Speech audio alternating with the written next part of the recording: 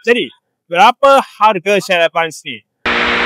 Sebenarnya Shell berada di MotoGP ni, dia rancangan satu produk baru iaitu Shell Advance Pro W50. Jom aku tunjukkan apa yang best pasal minyak ni. Shell dan Ducati dah lebih 26 tahun bekerjasama dalam dunia MotoGP. Dan tahun ni mereka lancarkan Shell Advance Ultra 10W50 diiktiraf API-SP, minyak enjin motosikal premium yang dibangunkan dengan Shell Pure Plus teknologi. Teknologi ni menukar gas asli kepada minyak asas kristal jernih dengan ketolenan 99.5%.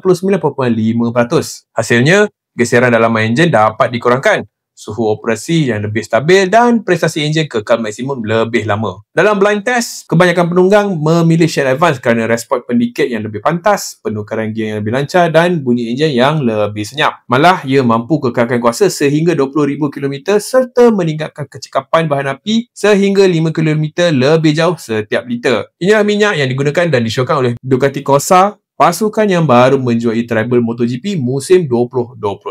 Jadi, berapa harga Shell Advance ni? Harganya adalah RM73. Apa pendapat korang tentang minyak ni?